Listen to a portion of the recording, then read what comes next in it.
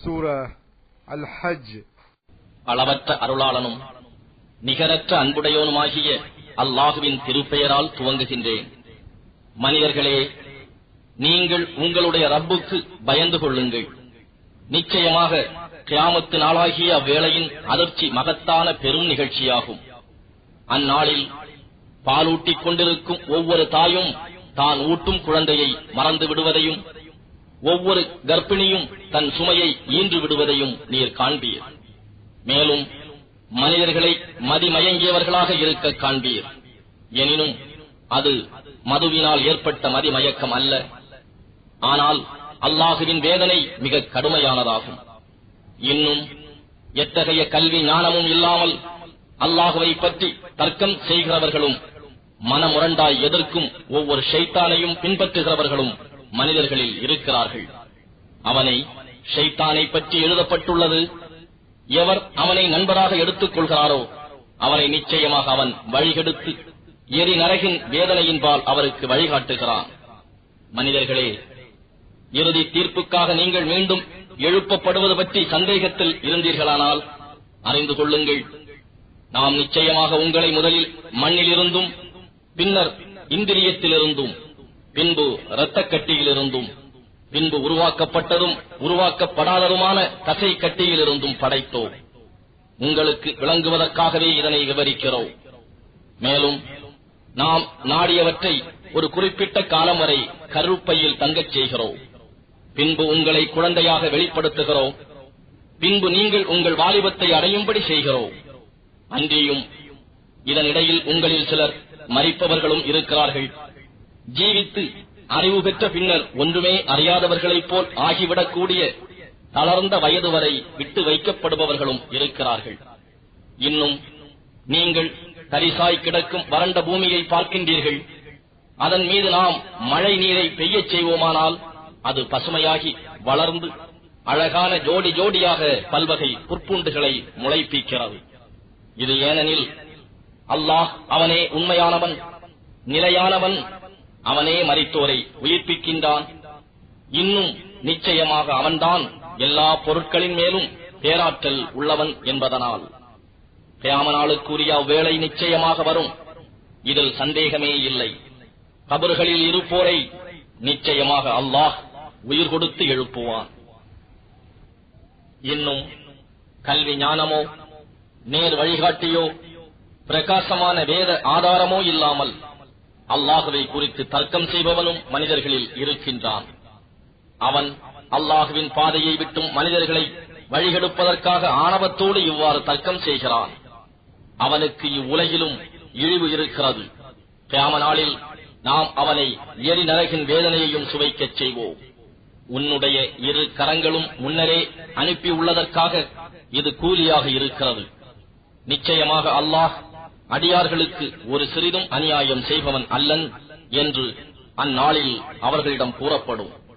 இன்னும் மனிதர்களில் ஓர் உறுதியும் இல்லாமல் ஓரத்தில் நின்று கொண்டு அல்லாஹுவை வணங்குகிறவனும் இருக்கிறான். அவனுக்கு ஒரு நன்மை ஏற்படுமாயின் அதை கொண்டு அவன் திருப்தி அடைந்து கொள்கிறான்.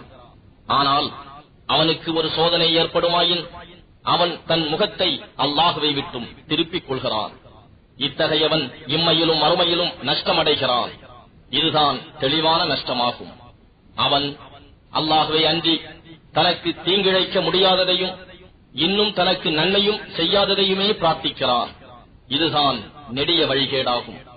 எவனது தீமை அவனது நன்மையை விட மிக நெருங்கி இருக்கிறதோ அவனையே அவன் பிரார்த்திக்கிறான். திடமாக அவன் தேடும் பாதுகாவலனும் கெட்டவன், அப்பாதுகாவலனை அண்டி நிற்பவனும் கெட்ட தோழனே. நிச்சயமாக அல்லாஹ் ஈமான் கொண்டு சாலிகான நற்செயல் செய்பவர்களை திண்ணமாக அல்லாஹ் சுவனபதிகளில் பிரவேசிக்கச் செய்கிறான். அவற்றின் கீழே ஆறுகள் ஓடிக்கொண்டிருக்கும். நிச்சயமாக அல்லாஹ் தான் நாடுவதை செய்கிறான். எவன் நம் தூதர் மேல் பொறாமை கொண்டு அல்லாஹ் அவருக்கு இவ்வுலகிலும் மறுமையிலும் உதவி செய்ய மாட்டான் என்று எண்ணுகிறானோ அவன் ஒரு கயிற்றை வானத்தின் அளவுக்கு நீட்டி பின்னர் நபிக்கு கிடைத்து வரும் இறையருளை துண்டிக்க முற்படட்டுமே. இந்த வழி தன்னை ஆத்திரமூட்டச் செய்ததை போக்குகிறதா என்று பார்க்கட்டும். இன்னும் இதே விதமாக நாம் குர்ஆனை தெளிவான வசனங்களாக இறக்கி இருக்கிறோம். மேலும் நிச்சயமாக அல்லாஹ் தான் நாடியவர்களை இதன் மூலம் நேர்வழியில் சேர்ப்பான். திடனாக ஈமான் கொண்டார்களே அவர்களுக்கும், யூதர்களாகவும் சாபியீன்களாகவும் கிறிஸ்தவர்களாகவும் மஜூசிகளாகவும் ஆனார்களே அவர்களுக்கும், இணை வைப்போராய் இருந்தார்களே அவர்களுக்கும் இடையில் யார் நேர்வழியில் இருந்தார்கள் என்பது பற்றி நிச்சயமாக கியாமத் நாளில் தீர்ப்பு கூறுவான். நிச்சயமாக அல்லாஹ் ஒவ்வொரு பொருளின் மீதும் சாட்சியமாக இருக்கிறான். வானங்களில் உள்ளவர்களும் பூமியில் உள்ளவர்களும், சூரியனும் சந்திரனும் நட்சத்திரங்களும் மலைகளும் மரங்களும் பிராணிகளும் மனிதர்களில் பெரும்பாலானவர்களும் நிச்சயமாக அல்லாஹுவுக்கு சுஜூது செய்து வணங்குகின்றன என்பதை நீர் பார்க்கவில்லையா? இன்னும் அநேகர் மீது வேதனை விதிக்கப்பட்டு விட்டது. அன்றியும் எவனை அல்லாஹ் இழிவுபடுத்துகின்றானோ அவனை எவராலும் கண்ணியப்படுத்த முடியாது. நிச்சயமாக அல்லாஹ் தான் நாடியதை செய்கிறான். முஃமின்களும் முஃமின்கள் அல்லாதாருமான இரு தரப்பாரும் தம் இறைவனை பற்றி தர்க்கிக்கின்றனர்.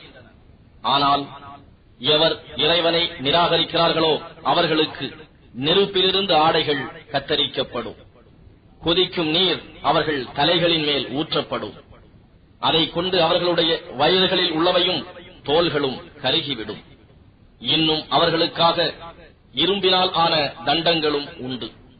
இந்த துக்கத்தினால் அவர்கள் அந்நரகத்தை விட்டு வெளியேற விரும்பும் போதெல்லாம் அதனுள்ளே திருப்பப்பட்டு எரிக்கும் வேதனையை சுவையுங்கள் என்று சொல்லப்படும்.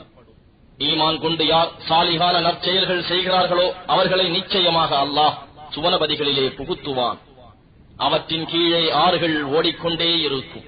அங்கே பொன்னால் ஆன கடகங்களில் இருந்தும் முத்திலிருந்தும் ஆபரணங்கள் அணிவிக்கப்படுவார்கள்.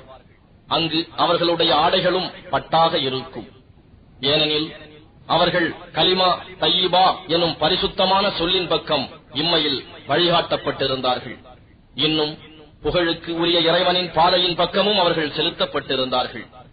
நிச்சயமாக எவர் நிராகரிப்பவராகி அல்லாஹுவின் வழியில் மனிதர்கள் செல்வதை தடுத்து அங்கு மக்காவில் வசிப்பவர்களையும் வெளியில் வசிப்பவர்களையும் மனிதர்கள் யாவருக்கும் சமமான பாத்தியதை உடையதாக நாம் ஆக்கிய புனித மஸ்ஜிதுக்கு செல்வதை தடை செய்து மார்க்க விரோதமாக அக்கிரமம் செய்ய விரும்புகிறாரோ அத்தகையவரை நோவினை செய்யும் வேதனையிலிருந்து சுவைக்கும்படி நாம் செய்வோம்.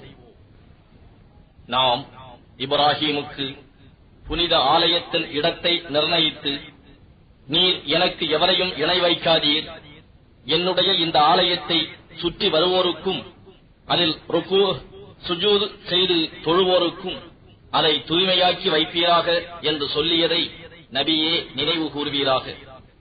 இன்னும் அவருக்கு ஹஜ் செய்ய வருமாறு மனிதர்களுக்கு அறிவிப்பீராக. அவர்கள் நடந்தும் மெலிந்த ஒட்டகங்களின் மீதும் வெகு தொலைவிலிருந்தும் உம்மிடம் வருவார்கள் என கூறினோம்.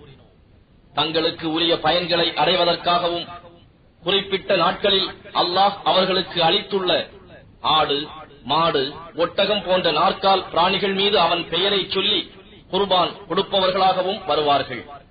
எனவே அதிலிருந்து நீங்களும் உண்ணுங்கள், கஷ்டப்படும் ஏழைகளுக்கும் உண்ணக் கொடுங்கள். பின்னர் தலைமுடி இறக்கி நகம் வெட்டி குளித்து தம் அழுக்குகளை நீக்கி தங்கள் நேர்ச்சைகளை நிறைவேற்றி அந்த புனிதமான பூர்வீக ஆலயத்தை தவாபும் செய்ய வேண்டும். இதுவே முறையாகும்.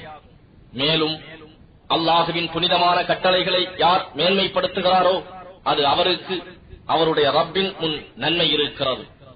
இன்னும் நாற்கால் பிராணிகளில் உங்களுக்கு ஆகாதவை என ஓதப்பட்டதை தவிர மற்றவை உங்களுக்கு அனுமதிக்கப்பட்டுள்ளன. ஆகவே விக்கிரகங்களின் அசுத்தத்தில் இருந்து நீங்கள் விலகிக் கொள்ளுங்கள். அன்றியும் பொய்யான சொல்லையும் நீங்கள் விலக்கிக் கொள்ளுங்கள். அல்லாஹுவுக்கு எதையும் இணை வைக்காது அவனுக்கு முற்றிலும் வழிபட்டவர்களாக இருங்கள். இன்னும் எவன் அல்லாஹுவுக்கு இணை வைக்கிறானோ அவன் வானத்திலிருந்து விழுந்து பறவைகள் அவனை வாரி எடுத்துச் சென்றது போலும், அல்லது பெருங்காற்றடித்து அவனை வெகு தொலைவிலுள்ள ஓர் இடத்திற்கு அடித்துக் கொண்டு சென்றது போலும் ஆகிவிடுவான். அவனுடைய கதி அதுதான். மேலும் எவர் அல்லாஹுவின் அடையாளங்களை ஹஜ்ஜின் கிரியைகள் குறிப்பாக குர்பானி செய்வதற்கான வழிமுறைகள் மேன்மைப்படுத்துகிறாரோ நிச்சயமாக அது அவருடைய இதயங்களின் பயபக்தியை தக்வாவை உணர்த்துவதாகும். குர்பானிக்கு என்று நிர்ணயிக்கப்பட்ட பிராணிகளில் ஒரு குறிப்பிட்ட தவணை வரையில் உங்களுக்கு பயனடைய அனுமதி உண்டு. அதன் பின்னர் உரிய காலம் வந்ததும் அவற்றின் குர்பானிக்கான இடம் அந்த புராதான ஆலயத்தின்பால் இருக்கிறது. இன்னும் கால்நடை பிராணிகளிலிருந்து அல்லாஹ் அவர்களுக்கு உணவாக்கியுள்ள ஆடு, மாடு, ஒட்டகம் போன்றவற்றின் மீது அவர்கள் அல்லாஹுவின் பெயரை கூறும்படி செய்வதற்காகவே குர்பான் கொடுப்பதை ஒவ்வொரு வகுப்பாருக்கும் கடமையாக ஆக்கியிருக்கிறோம். ஆகவே உங்கள் நாயன் ஒரே நாயன்தான். எனவே அவன் ஒருவனுக்கே நீங்கள் முற்றிலும் வழிபடுங்கள். நபியே, உள்ளச்சம் உடையவர்களுக்கு நீர் நன்மாராயம் கூறுவீராக. அவர்கள் எத்தகையோர் என்றால், அல்லாஹுவின் திருநாமம் கூறப்பெற்றால் அவர்களுடைய இதயங்கள் அச்சத்தால் நடுங்கும்.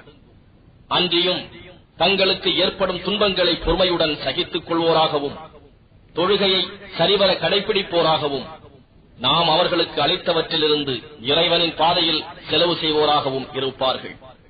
இன்னும் குர்பானிக்கான ஒட்டகங்கள் அவற்றை உங்களுக்காக அல்லாஹுவின் அடையாளங்களிலிருந்தும் நாம் ஆக்கியிருக்கிறோம். உங்களுக்கு அவற்றில் மிக்க நன்மை உள்ளது.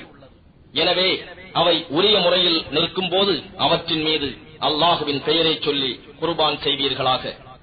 பிறகு அவை தங்கள் பக்கங்களின் மீது சாய்ந்து கீழே விழுந்து உயிர் நீத்தபின் அவற்றினின்று நீங்களும் உண்ணுங்கள். வறுமையிலும் கையேந்தாமல் இருப்பதை கொண்டு திருப்தியாய் இருப்போருக்கும் இறப்போருக்கும் உண்ணக் கொடுங்கள். இவ்விதமாகவே நீங்கள் நன்றி செலுத்தும் பொருட்டு அவற்றை உங்களுக்கு வசப்படுத்தி கொடுத்திருக்கிறோம். எனினும் குர்பானியின் மாமிசங்களோ அவற்றின் உதிரங்களோ அல்லாஹுவை அடைவதில்லை. ஆனால் உங்களுடைய தக்வா பயபக்திதான் அவனை அடையும். அல்லாஹ் உங்களுக்கு நேர்வழி காண்பித்ததற்காக அவனை நீங்கள் பெருமைப்படுத்தும் பொருட்டு இவ்வாறாக அவற்றை உங்களுக்கு வசப்படுத்தி கொடுத்திருக்கிறான். ஆகவே நன்மை செய்வோருக்கு நீர் நன்மாராயம் கூறுவீராக. நிச்சயமாக அல்லாஹ் ஈமான் கொண்டவர்களை இணை வைப்பவர்களின் தீமைகளிலிருந்து பாதுகாத்துக் கொள்கிறான். நம்பிக்கை மோசம் செய்பவர்களையும் நன்றி கெட்ட மோசக்காரர் எவரையும் நிச்சயமாக அல்லாஹ் நேசிப்பதில்லை. போர் கொடுக்கப்பட்டோருக்கு அவர்கள் அநியாயம் செய்யப்பட்டிருக்கின்றார்கள் என்பதனால் அவ்வாறு போர் தொடுத்த காபிர்களை எதிர்த்து போரிடுவதற்கு அனுமதி அளிக்கப்பட்டிருக்கிறது.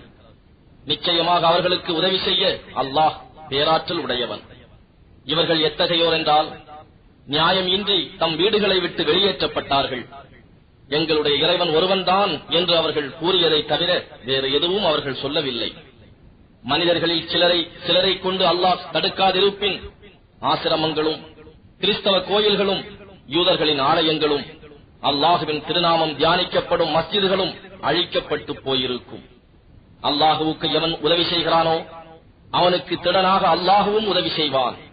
நிச்சயமாக அல்லாஹ் வலிமை மிக்கோனும் யாவரையும் மிகைத்தோனுமாக இருக்கின்றான்.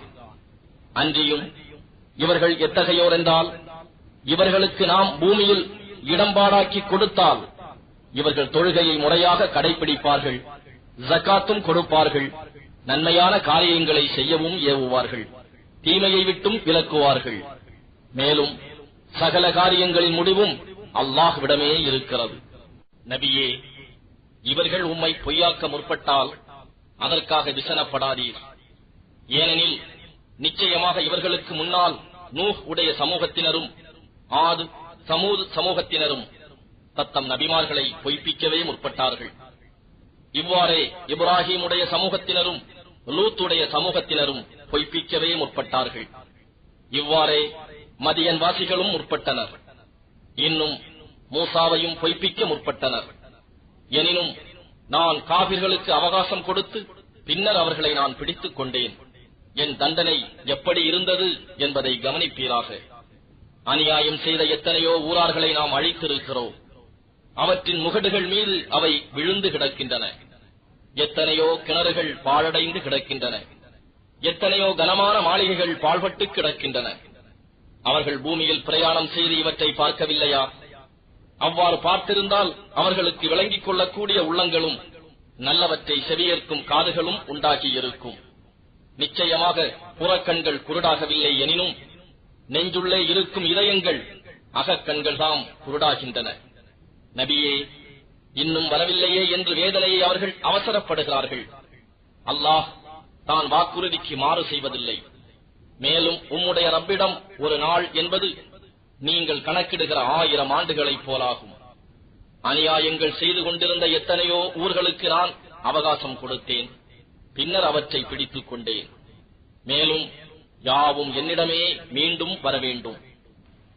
மனிதர்களே, நான் உங்களுக்கு தெளிவாக எச்சரிப்பவனாகவே இருக்கின்றேன் என்று நபியே நீர் கூறுவீராக. எனவே எவர்கள் ஈமான் கொண்டு சாலிகான நல்ல செயல்களை செய்கிறார்களோ அவர்களுக்கு மன்னிப்பும் கண்ணியமான உணவும் உண்டு. ஆனால் எவர்கள் நம்முடைய வசனங்களை விழுத்தாட்ட முயல்கின்றார்களோ அவர்கள் நரகவாசிகளே.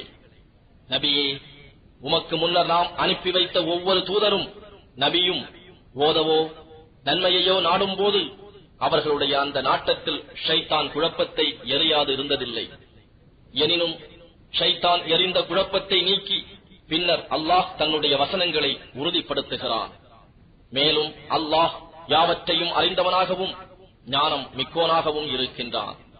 ஷைத்தான் மனங்களில் எரியும் குழப்பத்தை தங்களுடைய இருதயங்களில் நோய் இருக்கிறதே அவர்களுக்கும், தங்களுடைய இருதயங்கள் கடினமாக இருக்கின்றனவே அவர்களுக்கும் ஒரு சோதனையாக ஆக்குவதற்கே அவ்வாறு செய்தான். அன்றியும் நிச்சயமாக அநியாயம் செய்பவர்கள் நீண்ட எதிர்ப்பிலும் பகையிலும் தான் திடனாக இருக்கிறார்கள். ஆனால் எவருக்கு கல்வி ஞானம் அளிக்கப்பட்டிருக்கின்றதோ அவர்கள் நிச்சயமாக இவ்வேதமானது உம்முடைய ரப்பிடம் இருந்துள்ள உண்மை என்று அறிந்து அதன் மீது ஈமான் கொள்வதற்காகவும் அவ்வாறு செய்தான். அதன் பயனாக அவர்களுடைய இருதயங்கள் அவன் முன் முற்றிலும் வழிபட்டு பணிகின்றன. மேலும் திண்ணமாக அல்லாஹ் ஈமான் கொண்டவர்களை நேரான வழியில் செலுத்துபவனாக இருக்கின்றான். ஆனால் காபிர்களோ நியாய தீர்ப்புக்கான வேலை தங்களிடம் திடுகூறாக வரும் வரையில் அல்லது தங்களுக்கு ஈடேற்றம் கிடைக்காத அந்த நாள் வரும் வரையில் அதை பற்றி சந்தேகப்படுவதிலிருந்து விடுபட மாட்டார்கள். அந்நாளில் எல்லா அதிகாரமும் அல்லாஹுவுக்குத்தான். அவன் அவர்களுக்கு இடையில் தீர்ப்பு வழங்குவான். ஆகவே ஈமான் கொண்டு சாலிகான செயல்களை செய்பவர்கள் பாக்கியமிக்க சுவனபதிகளில் இருப்பார்கள். ஆனால் எவர்கள் நிராகரித்து நம் வசனங்களை பொய்ப்பிக்க முற்பட்டார்களோ அவர்களுக்குத்தான் இழிவுமிக்க வேதனை உண்டு. இன்னும் எவர்கள் அல்லாஹுடைய பாதையில் தம் இருப்பிடங்களை விட்டு ஹிஜ்ரத் செய்து பின்னர் கொல்லப்பட்டோ அல்லது இறந்தோ விடுகிறார்களோ அவர்களுக்கு அல்லாஹ் அழகிய ஜீவ உணவை நிச்சயமாக அளிக்கிறார். ஏனெனில் உணவு அளிப்பவர்களிலெல்லாம் நிச்சயமாக அல்லாஹ்வே மிக்க மேலானவன். நிச்சயமாக அவன் அவர்கள் விரும்பும் இடத்தில் பிரவேசிக்கச் செய்வான். மேலும் நிச்சயமாக அல்லாஹ் மிக அறிந்தவன், மிக்க பொறுமையுடையவன். அது அப்படியே ஆகும். மேலும் எவன் தன்னை பகைவன் துன்புறுத்திய அளவே அவனை துன்புறுத்திய பின்னரும் அப்பகைவனை கொடுமைப்படுத்தினால் கொடுமைப்படுத்தப்பட்டவனுக்கு நிச்சயமாக அல்லாஹ் உதவி செய்வான்.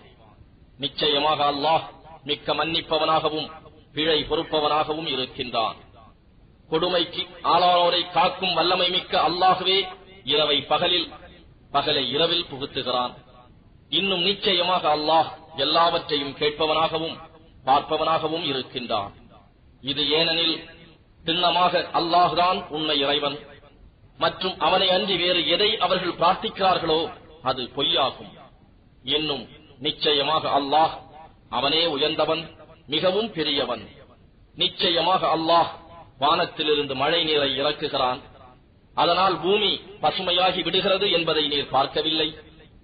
நிச்சயமாக அல்லாஹ் தன் அடியார்கள் மீது மிக்க கிருபை உடையவனாகவும் எல்லோருடைய தேவைகளையும் நன்கறிந்தவன்.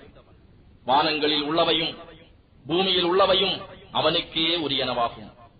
நிச்சயமாக அல்லாஹ் தேவைகள் அற்றவனாகவும் புகழ் மிக்கோனாகவும் இருக்கின்றான். நபியே, நீர் பார்க்கவில்லையா? நிச்சயமாக அல்லாஹ் இப்பூமியில் உள்ளவற்றையும் அவன் கட்டளையால் கடலில் செல்லும் கப்பல்களையும் உங்களுக்கு வசப்படுத்தி தந்திருக்கின்றான். தன் அனுமதியின்றி பூமியின் மீது வானம் விழுந்து விடாதவாறு அவன் தடுத்தும் கொண்டிருக்கிறான். நிச்சயமாக அல்லாஹ் மனிதர்கள் மீது மிக்க இரக்கமும் அன்பும் உள்ளவன். இன்னும் அவன்தான் உங்களை ஜீவிக்கச் செய்கிறான். பிறகு உங்களை அவனே மரணமடையச் செய்கிறான். அதன் பின்னர் அவனே உங்களை உயிர்ப்பிப்பான்.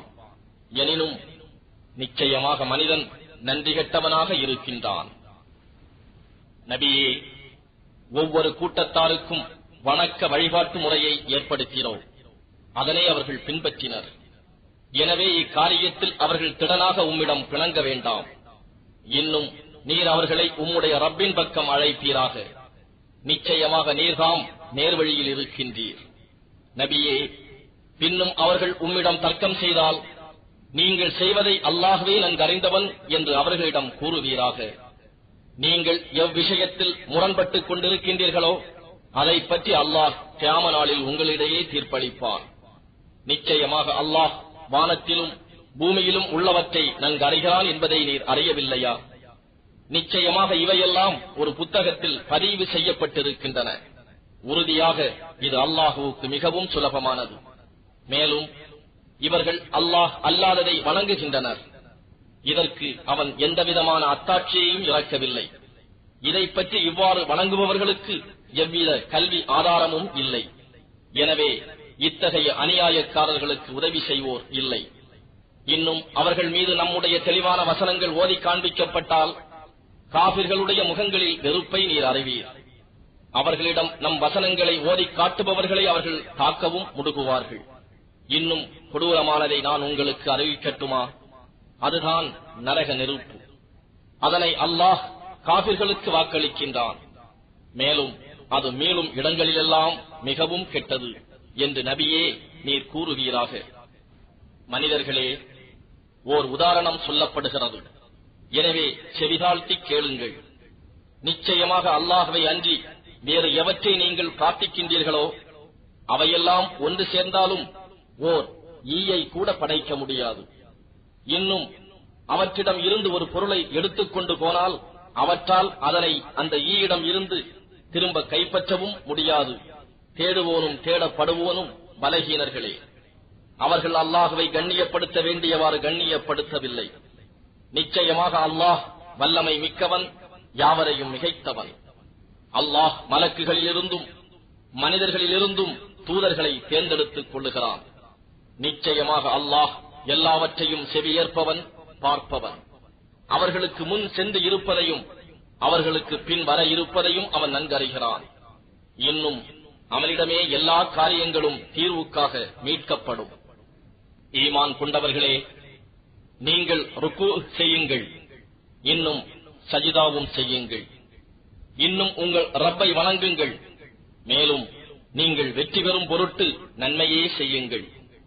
இன்னும் நீங்கள் அல்லாஹுவின் பாதையில் அவனுக்காக முயல வேண்டிய அளவுக்கு முயலுங்கள். அவன் உங்களை தேர்ந்தெடுத்துக் கொண்டான். இந்த தீனில் மார்க்கத்தில் அவன் உங்களுக்கு எந்த சிரமத்தையும் ஏற்படுத்தவில்லை. இதுதான் உங்கள் பிதாவாகிய இப்ராஹீமுடைய மார்க்கமுமாகும். அவர்தாம் இதற்கு முன்னர் உங்களுக்கு முஸ்லிம்கள் என பெயரிட்டார். இவ்வேதத்திலும் அவ்வாறே கூறப்பெற்றுள்ளது. இதற்கு நம்முடைய இத்தூதர் உங்களுக்கு சாட்சியாக இருக்கிறார். நீங்கள் மற்ற மனிதர்களுக்கு சாட்சியாக இருங்கள். ஆகவே நீங்கள் தொழுகையை நிலைநிறுத்துங்கள். இன்னும் ஜகாத்தை கொடுத்து வாருங்கள். அல்லாஹுவை பற்றிக் கொள்ளுங்கள். அவன்தான் உங்கள் பாதுகாவலன். பாதுகாவலர்களில் எல்லாம் அவனே மிக்க நல்லவன், மிகச் சிறந்த உதவியாளன்.